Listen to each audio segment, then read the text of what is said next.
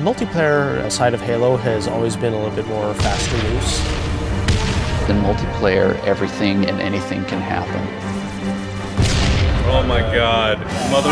Oh. We need to be either as good as Halo 2, and obviously that is our bar, is as at least as good, better as helping better. Enjoy your walk back to the beach.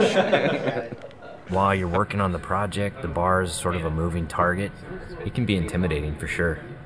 Typically my morning starts with me weeping at my desk for about 30 minutes, and then I get to work. We've really gotten hardcore about instituting afternoon playtests. Okay, it's territories, 15-second respawn time. And it's become fundamental in how we're working on the game. Oh, Froman. Oh, you're so close. From day one, people have been in there playing it, which really refines the gameplay. It was horrible there. Oh, who broke territories? I think Halo 2 multiplayer has been played like 4 billion times. Competing against yourself is stressful. Coming up with these scenarios that people play over and over again. Now, how can we rethink that and create something that's new and interesting? We started getting more into these asymmetrical maps, where it's offense versus defense, where that's a choke point that you want to hold. And I think High Ground is an example of that. Some of the specific things that we tried out were having a wall that you have to get past. That sort of defined whether you won or lost the game. And then we stuck some towers in, and we put AI gunners on all the towers. So as you're running up the hill, you're just getting tagged by all these AI guys.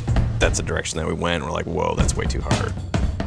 In this version, the wall is actually perpendicular to the hill. And in the final version of High Ground, that wall has been rotated 45 degrees because it had 2 turrets up here as well as 2 turrets in the other tower. So there was a lot of firepower coming down on the hill. That got all simplified into 1 turret actually right above the gate, which we felt was not as brutal to the attackers. It's pretty obvious to us when we start working on these maps that they have to be fun for the 100th and the 200th and the 1000th time. You weren't figuring out the switches in the doors? Yeah, the glows are like you want to walk up and fight. Watching people run through your map challenges a lot of the assumptions you made about it. Like, oh, I think people will use this hill for sniping, and then no one uses it. Then you get great comments like, this map sucks, I hate this spot, I hate you. A lot of the time that we spend on these levels are in the details, making sure that the run to a weapon is equal for different areas, getting the distances right for flag captures. Because we make such an effort to place titled objects in a level, like the waterfall, the bridge, the porta potty, people can say the flag is down by the porta potty. That immediately helps with that social aspect. Don't tell them about the porta potty. One of the things that we talked about in pre-production was player movement, and that's where the man cannon came from. There's different ways to move the player around the map. In Halo 1 and Halo 2, we had these teleporters. Although it was a great way to get around quickly, it didn't provide as much inherent danger as the man cannon does. There's almost nothing more rewarding than sniping a guy out of the air as he's man cannoning across the map.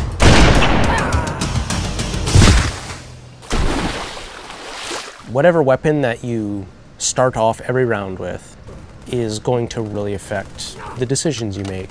There's this thing we didn't really identify in Halo 2, that if you spawn everybody with a dual-wieldable weapon like the SMG, it changed the game. People stop meleeing and people stop grenading because when you're dual-wielding, you can't do either of those. One of our weapon modelers, Tom Doyle, said, hey, this is a great chance to bring back the assault rifle from Halo 1. The assault rifle's design language really works well with the Master Chief. It has such a unique kind of silhouette and look to it that we really didn't want to change with what is already a Halo canon. But in terms of design and gameplay, it's been adjusted pretty considerably. The weapon has a kind of a shallow clip, so it came down to how best do I use my melee attack, or how best do I use my grenades in order to tip that fight a little bit over in my favor. The assault rifle works really well with the golden three things of Halo, which are weapons, grenades, and melee. The different kind of weapons that you get to use now, the way that they're balanced against each other, the way the weapons are placed on a map, it brings a certain something to the map that just makes it play right. You have a situation which is very common, two guys get into a fight. Is there a way to mix that up? Say you start getting hit by a battle rifle from behind. Let's say you have a bubble shield, you drop it, all of a sudden you're completely shielded from this guy who is firing on you. Or you have a trip mine and you realize a warthog is barreling towards you. You deploy the trip mine at the last second. And yes, you die, but you take out those damn bastards that just ran you over. When you are done as a group playing together, the first thing you want to do is talk about it. Every game you play, you're going to be having a save film that you can stop time, shift camera angles. When you watch that. Oh, look at that! No sucks! I think being able to share it with your friends makes the smack talk even more powerful, because it's not just, oh, I just shot you in the head from across the map. It's, I just shot you in the head and let's watch it in slow-mo. It's really going to help people improve their play if they can see it from the enemy's perspectives.